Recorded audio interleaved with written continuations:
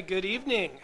It is 7 p.m., March 13th, 2025, and I'd like to welcome everyone in the room and those participating online as I call to order this meeting of the Bellbrook-Sugarcreek Board of Education for the purpose of conducting the school district's business.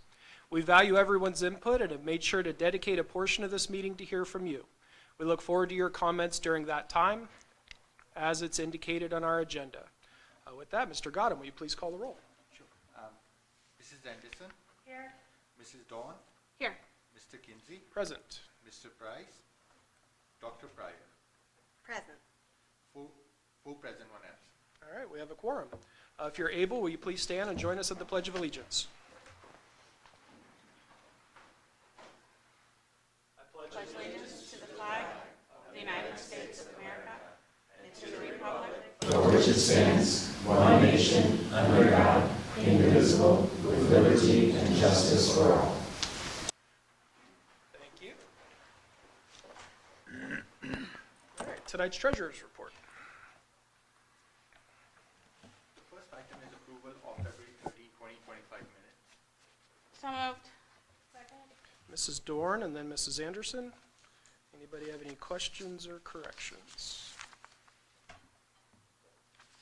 Please call the roll. Mrs. Anderson? Yes. Mrs. Dawn? Yes.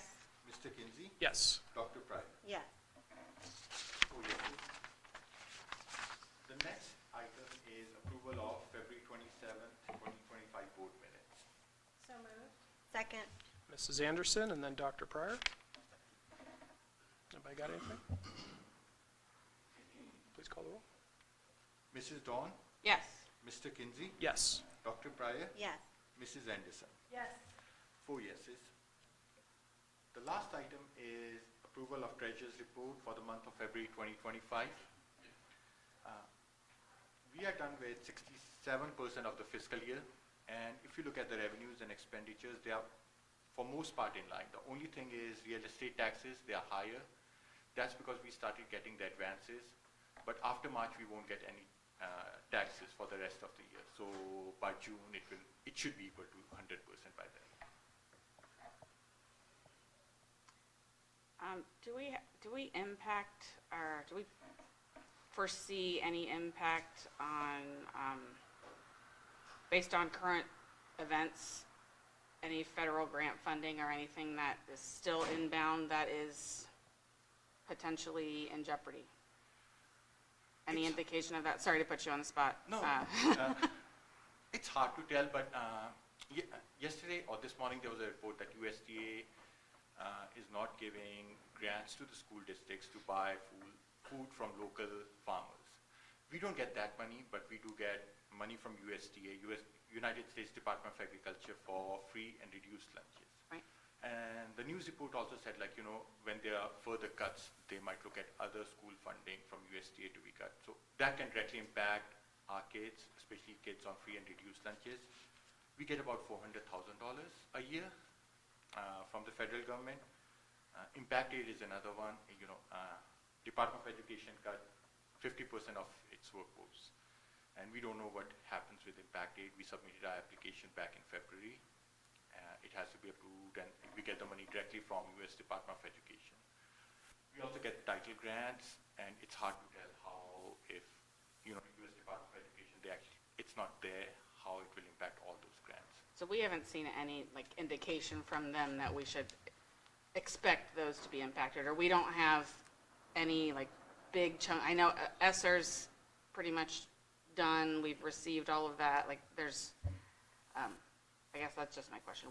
We haven't gotten any clear indication that we have reason to be worried about any large sums of money coming our way. Right now, we don't have anything. Okay. Yeah.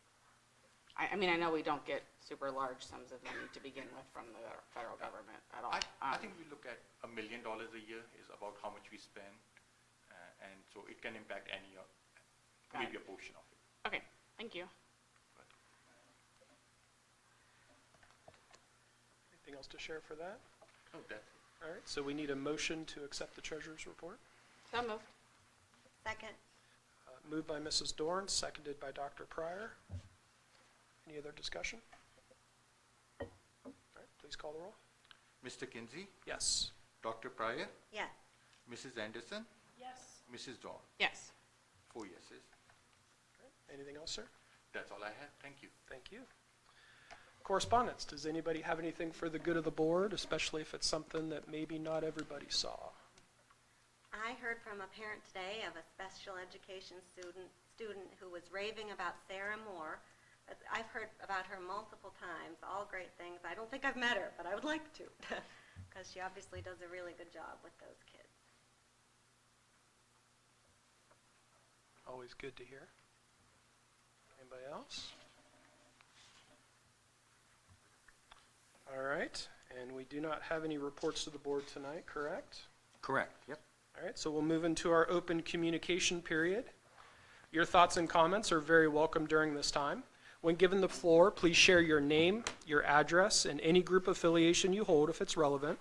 You'll then have 5 minutes for your comments, which should be directed toward the presiding officer, who tonight happens to be me. Thank you. This time is for the board to listen and absorb, and as such, traditionally, a dialogue is not created in this moment.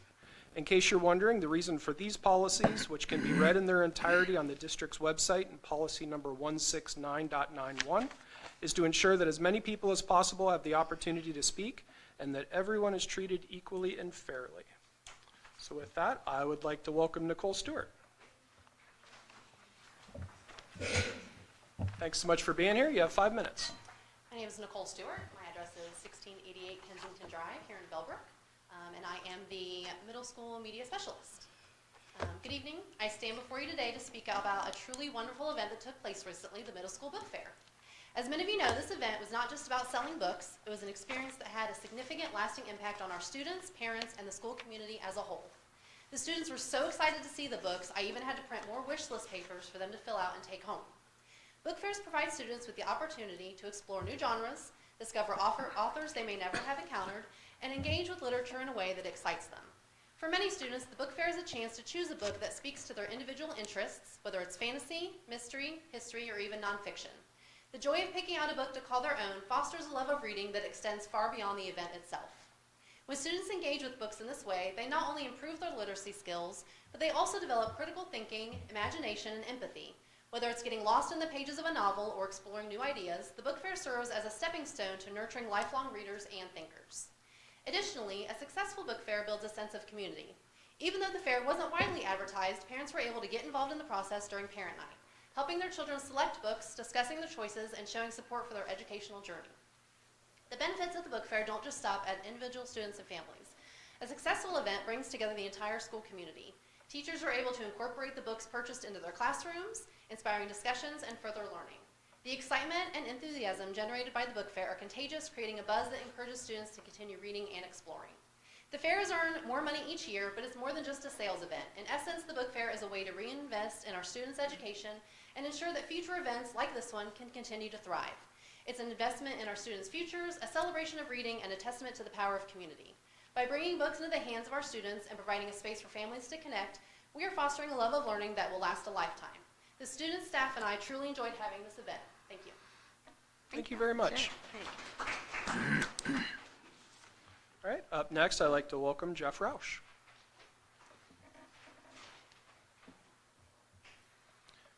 Thanks for being here, and you have 5 minutes. Thank you. I have just a second. I've come prepared differently from usually. Uh-oh. What do you guys say? You have a media specialist supporting you. Okay.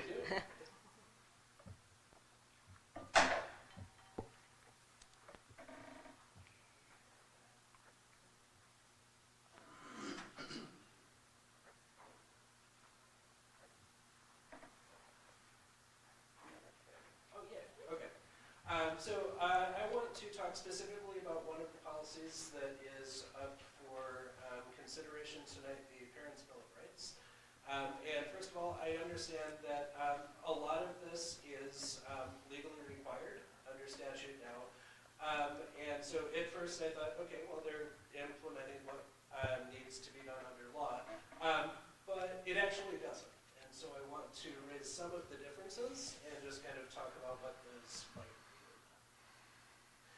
So first of all, sexuality content. gender identity has nothing to do with sexuality, but the state has so defined it, and so shall we. Under the statute, though, it specifically means oral or written.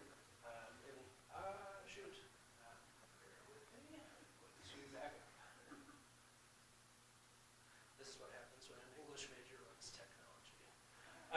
So one of the key parts of this is oral written instruction, presentation, image, or description provided in a classroom setting.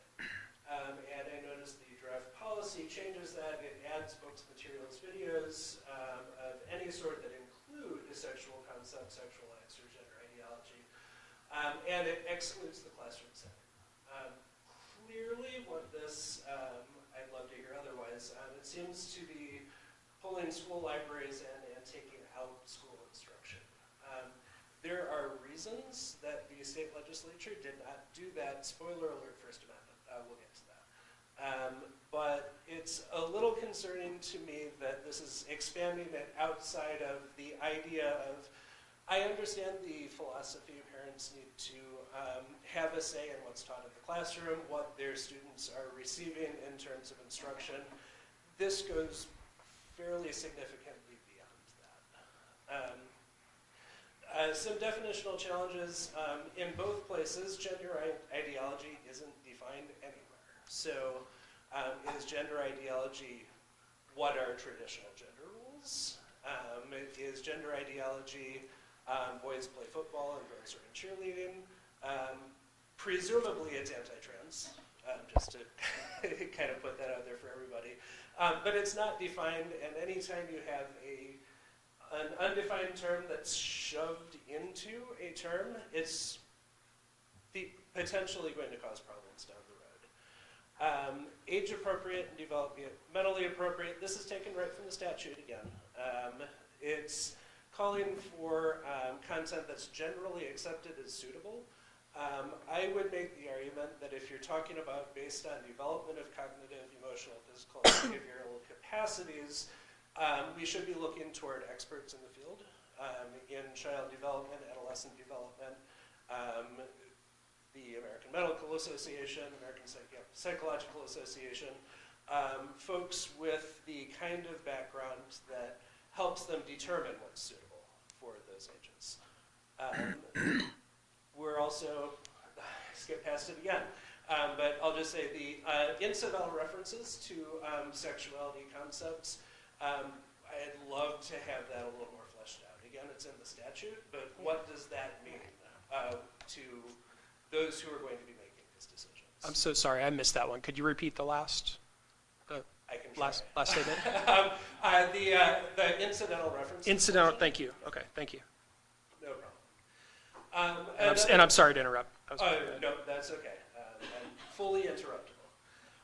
One other key difference is in the statute, in addition to being focused on the instructional context, it's basically an opt-out. So if a parent has a chance to view materials, they can choose to pull their child out. The draft board policy actually goes the opposite way. There's a written consent required prior to access to anything instructional or not in the school. And that puts a lot more onus on the parents, and a missed email means a kid can't access something, and that can be a problem as well.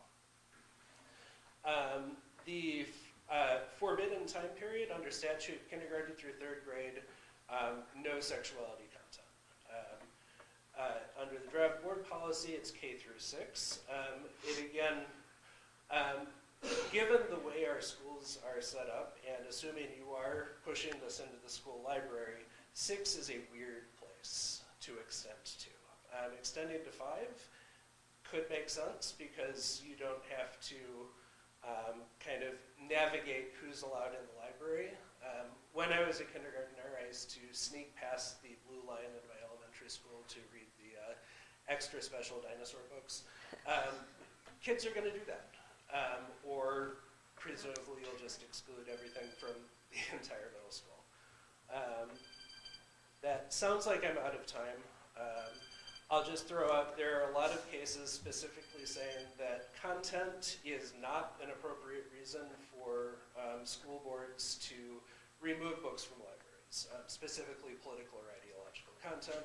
Supreme Court, Sixth Circuit, elsewhere, anything from a lesbian romance book to Harry Potter. Thank you. So I will stop now, but I do urge you to take the time. I think July 1st is when these policies have to be implemented. This one's not quite ready for print. Thank you very much. Mr. Roush, would you be able to share that through email? Oh, absolutely. Okay, thank you. Send it tonight. Thank you. All right, up next, we would like to welcome Landon Brown. Thanks so much for being here. You have 5 minutes. My name is Landon Brown, and I am proud to say that I'm one of the student advisors of the GSA and Diversity Club at BHS. I feel like diversity and equal rights is a battle that we continue to fight. We constantly come up short every time. I have asked myself, why do we come up short? And I think it can be attributed to the lack of diversity on the board and the lack of doing what is right even when others don't mentality. What I must point out is the privileges that you all have based on your skin color, sexual orientation, and socioeconomic status is deafening because you don't hear what others of us who don't have those privileges say. And even if you claim to hear it, you simply are choosing to listen to ignore, not listening to understand, which is a shame. At the GSA Club, we give people in our school a safe place to be. Often it's the only break from outside abuse, trauma, or assault that kids get. We give the kids the chance to be themselves, no matter what that might be. Some kids come to the meetings just so they can feel heard and so they feel that they are not alone. Bullying because of my sexual orientation or the fact that I'm different led to me wanting to end my own life as a 7th grader. Thankfully, I had people and parents around me who listened, but what if I didn't? What if the people around me were the ones who were bullying me simply because they didn't agree with who I loved? What if those peoples were my abusers and I confided in my school counselor only for the counselor to have to tell my abusers about the abuse? What if it turned into physical abuse and I had to hide that because I no longer trusted my counselor? What if I had to hide my abuse in shame until it got to be too much and I truly did end my own life? Just a reminder, there is a law in place, but you as a board have a choice to put safeguards in place to protect people like me, who love differently than you, or those who look differently than you. Things we don't choose because we were born this way. If you are mandated to enforce the law, but you have a right to safeguard minorities, I hope you do the right thing and actually understand how many students within these walls feel unsafe even to go to a counselor who could have a pivotal role in what they do with their life. Thank you. Thank you for your comments. And last on my list is Lissa Lawson. Welcome, thanks for being here. Good evening, everyone. My name is Lissa Lawson. I'm a senior at Bellbrook High School, and I'm also a member of Hope Squad, which focuses on suicide prevention and the well-being of our peers. I stand before you here today to address a policy change that I believe is both harmful and unnecessary. I understand that this policy change isn't something that is directly your choice, and it is the law.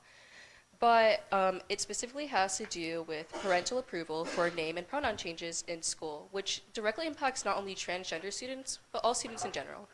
It's essential to understand that the implications of this policy goes far beyond administrative logistics. They impact the well-being, safety, and success of students. First, let's consider the real harm that asking for parental approval can cause to transgender students and other students. Many of us know that not all parents are supportive of their children's gender identity. Forcing students to seek approval from parents who may not understand or accept their identity puts them in a dangerous position. It puts the safety and well-being at risk and exposes them to potential harm in their own homes. This is not just an inconvenience. This is a matter of mental health, safety, survival. Requiring students to out themselves to their parents in an unsafe environment can lead to devastating consequences, including mental health issues like depression, anxiety, and in most extreme cases, suicide, which is higher in the LGBTQ+ community. When we ask students to go through such a process, we are not only denying them respect, we are actively putting them in harm's way. But this policy doesn't only affect transgender students. It affects every student who wants to be seen and respected for who they truly are. For example, I'm known by my friends and peers as Lissa. That is not my legal name. It's a nickname. And it's not any different than a transgender student choosing to go by a different name.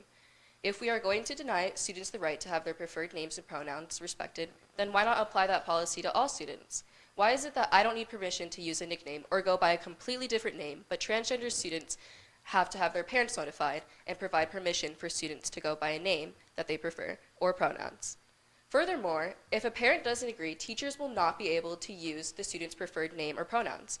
This now ensures that school is an unaccepting environment for students who already lack one in the home. If we are serious about fostering an environment where all students can succeed, we must ensure that they feel safe, seen, and respected. And not every student at Bellbrook has a luxury of having an accepting, supportive home environment. So at the very least, why can't we make school an accepting one? As a member of Hope Squad, a peer support group trained to help students struggling with their mental health, we emphasize the importance of counseling services as a confidential space. It's really important during the early stages when students are most vulnerable, which brings me to another concern regarding the new board policy that requires notifying parents about the use of counseling services.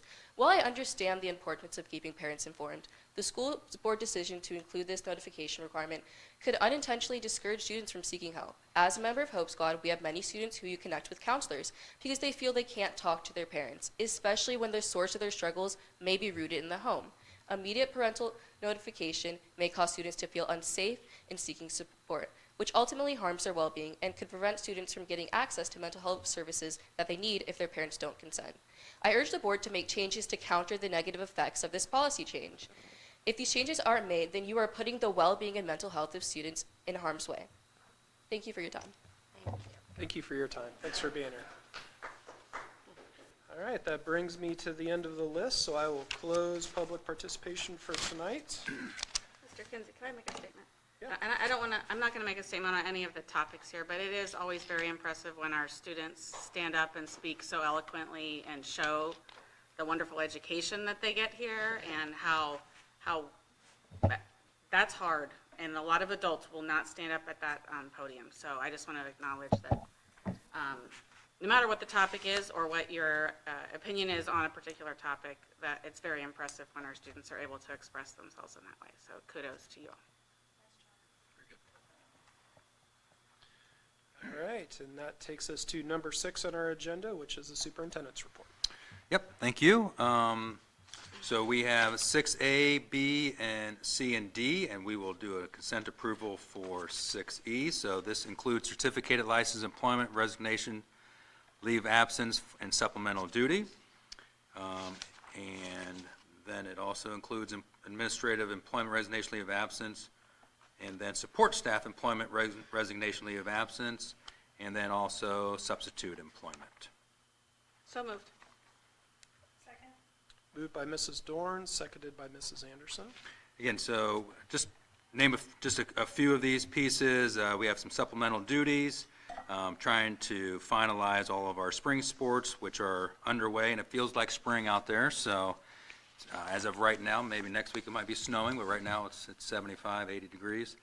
And then we also have Mrs. Hill resigning and moving on to Oakwood. So congratulations to her as Director of Curriculum over there. So congrats. And then also some resignations in our transportation department and substitute employment. Any discussion? Looks good. All right, please call the roll. Dr. Pryor, Yes. Mrs. Anderson, Yes. Mrs. Dawn, Yes. Mr. Kinsey. Yes. 4 yeses.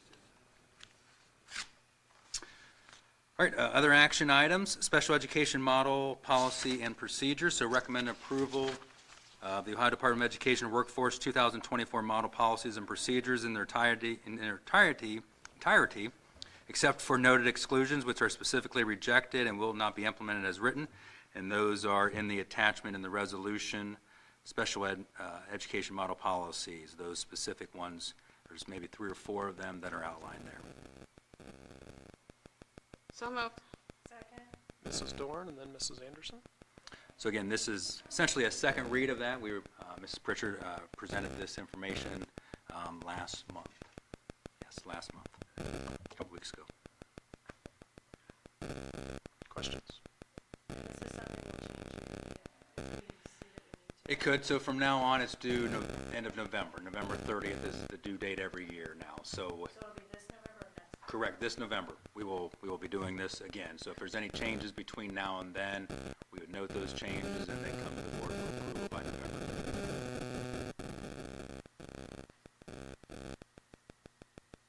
Mr. Godum, please call the roll. Mrs. Anderson, Yes. Mrs. Dawn, Yes. Mr. Kinsey, Yes. Dr. Pryor. Yes. 4 yeses. B, ESC service agreements. To recommend approval of the service agreement with the Greene County Educational Service Center for supplemental services during the 25-26 school year at $2.9 million. So moved. Second? Dr. Pryor and then Mrs. Anderson. So again, most of this contract is for our preschool. The ESC runs our preschool, and then also for other supplemental, not supplemental positions, I'm sorry, but positions such as speech, PT, OT, those kind of positions that we contract with the ESC for.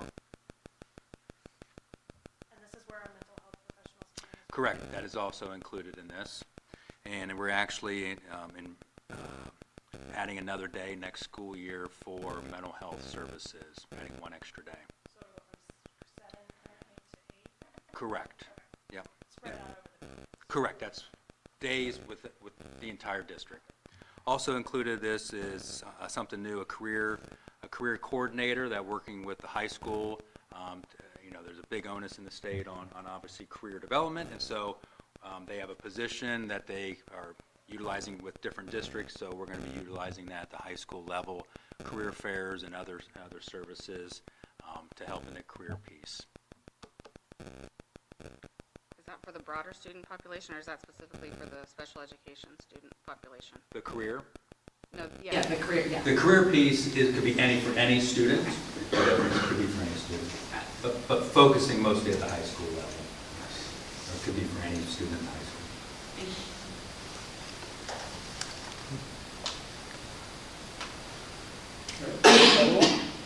Mrs. Dawn, Yes. Mr. Kinsey, Yes. Dr. Pryor, Yes. Mrs. Anderson. Yes. 4 yeses. All right, next is OHSAA membership for the 25-26 school year. So recommend approval of the resolution authorizing continued membership for Bellbrook High School and Bellbrook Middle School and the Ohio High School Athletic Association for the 25-26 school year for students in grades 7 to 12. So moved. Second. Mrs. Dorn and then Dr. Pryor. Any discussion? Again, this is a yearly resolution that we do every year. Mr. O'Dell, you don't want to go row? You're good, just. Start your lead.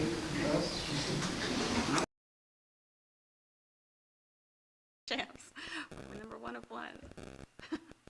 Mr. Kinsey, Yes. Dr. Pryor, Yes. Mrs. Anderson, Yes. Mrs. Dawn. Yes. 4 yeses. Next is donations. So recommend acceptance of $200 cash donation from Focusing Inc. to Stephen Bell STEM program toward the purchase of a 3D filament printer. So moved. Second? Mrs. Dorn and then Mrs. Anderson. Super generous. That's awesome. Thank you very much. Yeah. Please call the roll on accepting with gratitude. Dr. Pryor, Yes. Mrs. Anderson, Yes. Mrs. Dawn, Yes. Mr. Kinsey. Yes. 4 yeses. And we've got a nice little thank you card. We should 3D print them a little. Oh, yeah. Thank you. You're right, yeah. I feel like there's Very going to be nice. lots of new trinkets and Mrs. Keaton's like prize, whatever Sword, she does. yeah. The sword. Sword raffle. Never know. Little gift card to go preview. Yeah. Oh, yeah. Print something. There you go. Yeah. So probably at Stephen Bell would be the experience of doing that rather than the actual thing, because that's really what they're focusing on. Right, are I the understand, experience but pieces. Yes. you have to do something with the Experience. thing once it's printed, right? Yes, no, that's true. And they all come home and want a 3D printer. Mhm. We have 2 now that are like, can we get one? Next is out-of-state travel. So recommend approval for middle school math pentathlon team to travel to Indianapolis, Indiana, April 25th, 26th, 2025 to participate in the math pentathlon competition. Cost to the district includes food, lodging for advisor Delilah Kreitzer. So moved. Second? Dr. Pryor and then Mrs. Anderson. I went last year as a parent. It was awesome. You did a great job. A lot of kids in one place. Great experience. Please call roll. Mrs. Anderson, Yes. Mrs. Dawn, Yes, sorry. Mr. Kinsey, I was waiting for someone else to say. Dr. Pryor. Yes. 4 yeses. School calendar for the 26-27 school year. Recommend approval of 26-27 school calendar. This was draft A.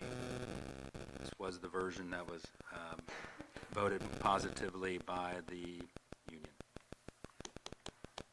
So moved. Second. Dr. Pryor and then Mrs. Anderson. We've talked about it before, I think so. All right, please call the roll. Mrs. Dawn, Yes. Mr. Kinsey, Yes. Dr. Pryor, Yes. Mrs. Anderson. Yes. 4 yeses. All right, so the next is just items for information and discussion. So policy draft revision, technical changes. We have quite a few here. And so as tradition, this is the first read.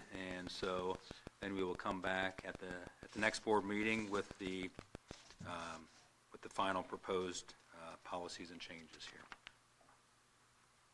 And just to share, I know there's a lot of interest. There's a lot here, and a lot has happened in the world.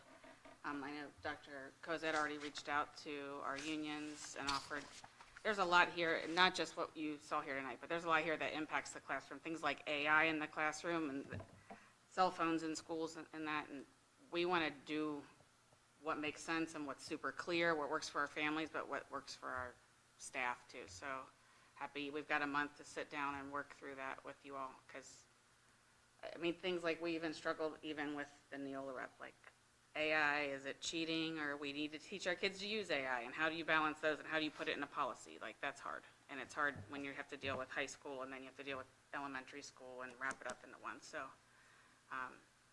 any recommendations you folks that have recommendations as far as we heard some things, I think even last week, about we'd like things to be better defined or put some more context to certain words. Please send us your recommendations. Bring it on.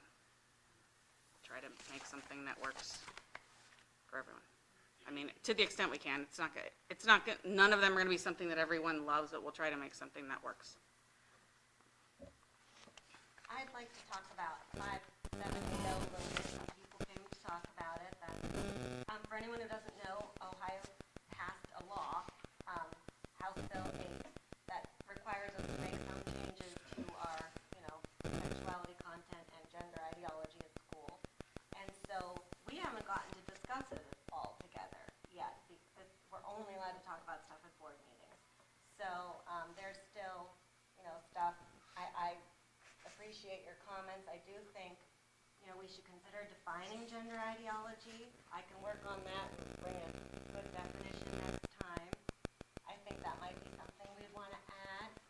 I also feel like under the, list of things where sexuality content does not mean, there's those things. I would like to add some, a D that says instruction or presentations on puberty and sexual reproduction that may be given in grades, 4 or 5, 6, with prior parental permission, so people don't worry that we're not going to do the normal sex ed stuff. So I think that would be helpful to know mechanics about that. And probably clarify that definition of the incidental references. It is a little ambiguous, because I feel like anything, the way it's written, anything outside of formal instruction is an incidental reference, and so it,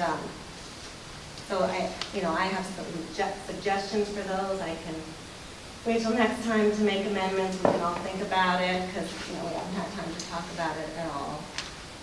So, anyone else have any thoughts? Like you said, people came to the last meeting and spoke about perhaps the need for guidance and clarity. I think the last thing anybody wants to do is to have some nebulous gray zone where nobody has any idea where a line might be. And obviously there's always an interpretation.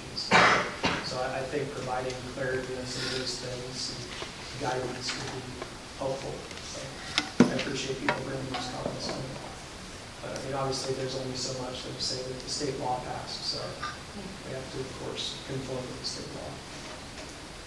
And I do think we should consider the ramifications of having that sixth grade level with being in the same building.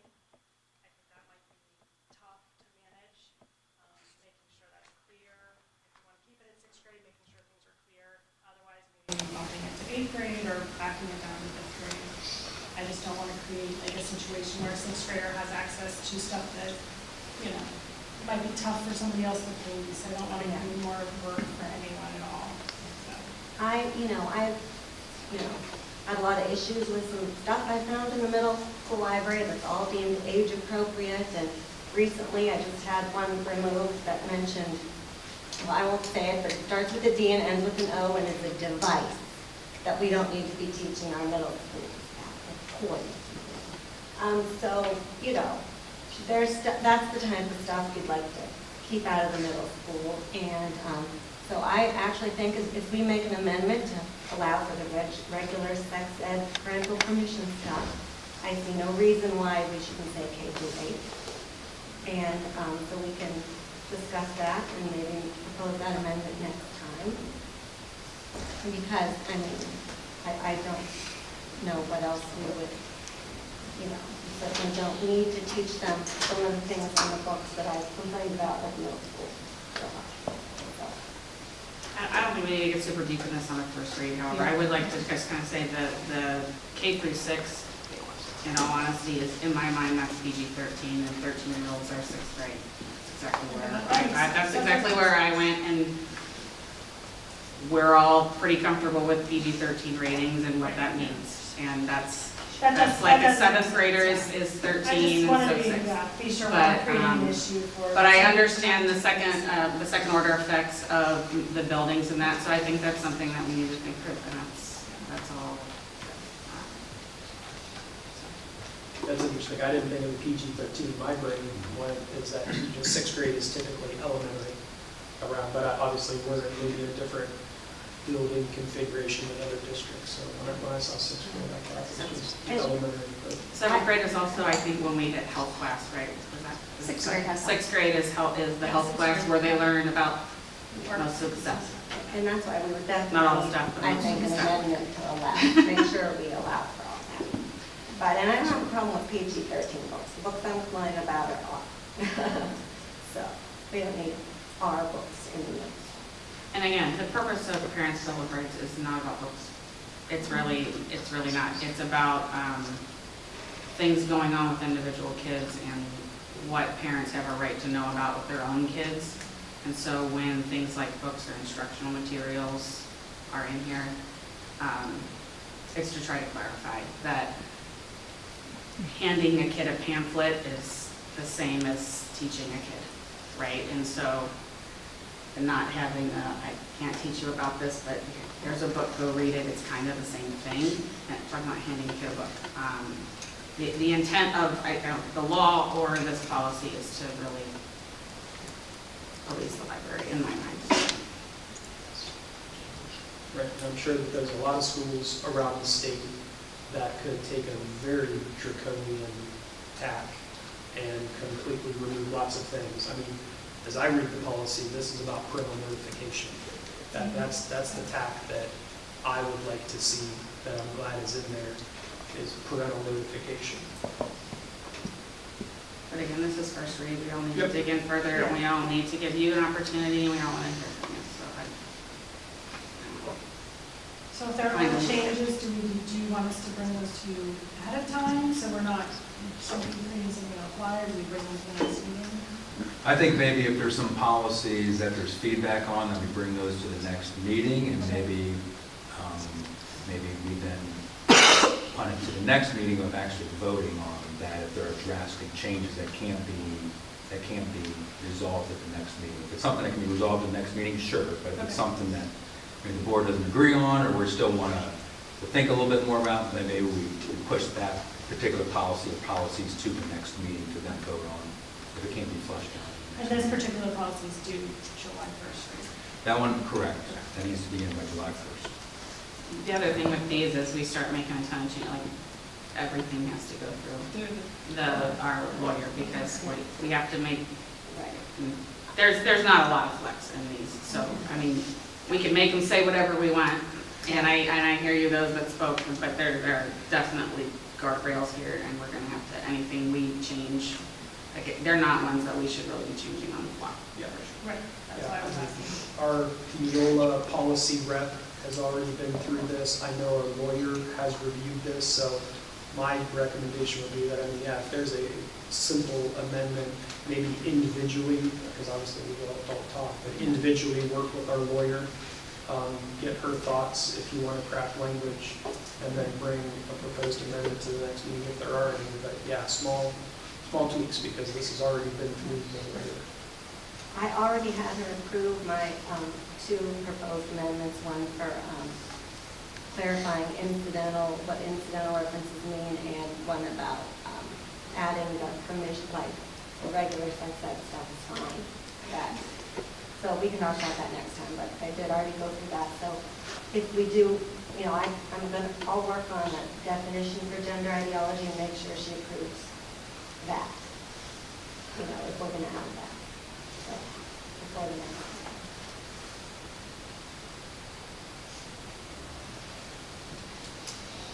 Anything else? And just to be clear, and we're talking about this one policy a lot, but again, there are a lot of really substantive policies in here, a number of which are pretty benign, and then a number of which do impact how our buildings are going to run things. Things like I said, AI, cell phones, and all that in the classroom. So a lot of interesting things happening. Want to hear from all of you.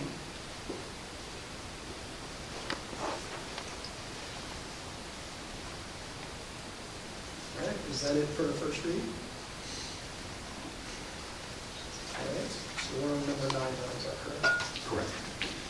All right, at this time, I would like to make a motion to move to executive session for the purpose of considering the sale of property at competitive bidding, or the sale of sale or other disposition of unneeded, obsolete, or unfit for use property in accordance with section 505.10 of the revised code per RC 121.22G2. Do I have a second? Second.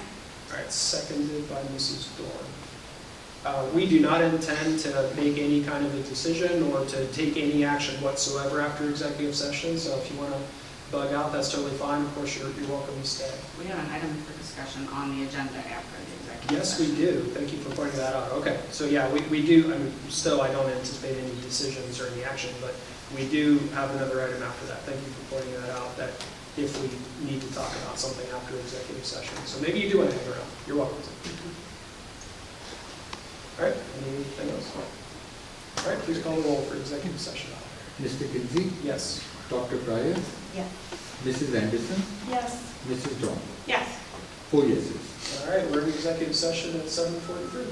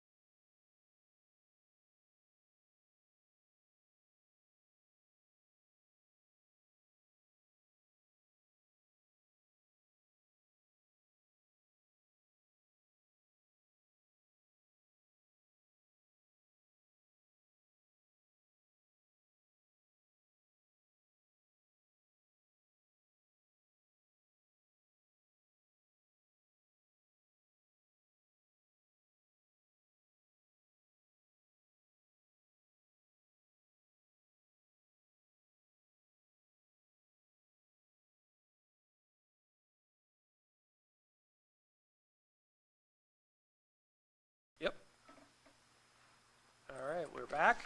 All right, we are out of executive session at 9:35 PM.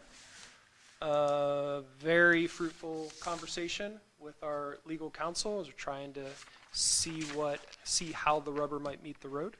So I think probably more to come in future meetings. Okay. I would like to make a motion to adjourn. Seconded by Dr. Pryor. Whenever you're ready, sir, please call the roll. Dr. Pryor, Yes. Mrs. Anderson, Yes. Mrs. Dawn, Yes. Mr. Kinsey. Yes. 4 yeses. All right, we are adjourned at 9:36. Thanks, everybody.